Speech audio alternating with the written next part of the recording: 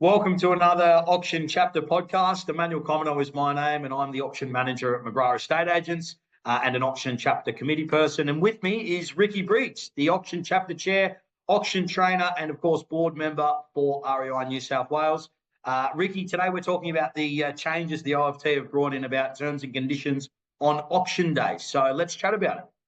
Manny, thank you so much. Great to be here with you. And there has been some sneaky additions to the Office of Fair Trading website that we have recently come across. And it's important that auctioneers and agents alike are aware of the changes.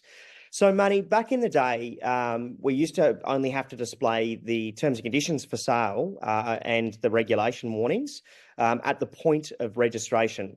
Well, Office of Fair Trading have now updated their terms, and basically it must be on display as well as at the point in which the auction is occurring. So there's a number of different ways that we can do this. Often you go into some of the older properties, right, and they've got, the A3 terms and conditions stuck on the front door. Well, that's no longer sufficient unless you're holding the auction at the front door. So the auctioneer, if you're an auctioneer and you have a terms and conditions signboard, which, by the way, REI New South Wales store sell them, and they also brand them to your company as well. So you've got the auction terms and conditions, your enduro board that you can fold out at auction, and you can literally place that in front of you at the auction. And that way, if people can come and read it, it's legible. That's at the point of registration.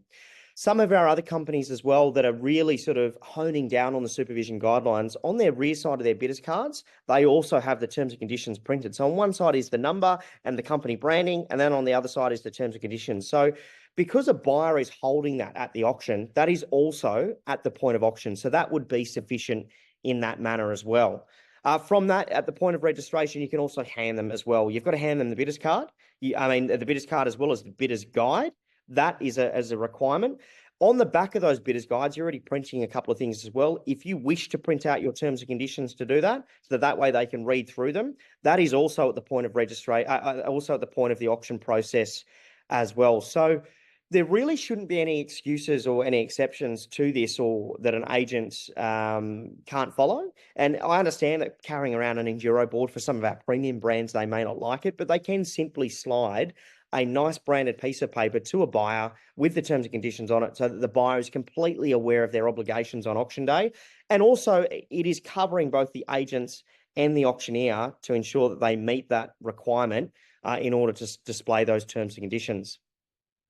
The other thing around that as well, there's often a big question around terms and conditions and the registration of buyers.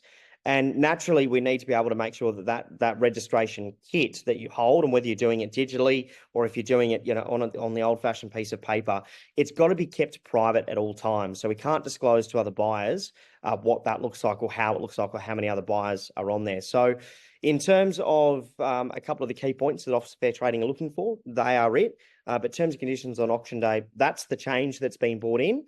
It's no longer just at the point of registration. It's now where the auction is being conducted as well. And that could be out in the street. It could be in the front yard, could be in the backyard. It could be on the front driveway. It doesn't matter where the auction's occurring. They must be on display at that point.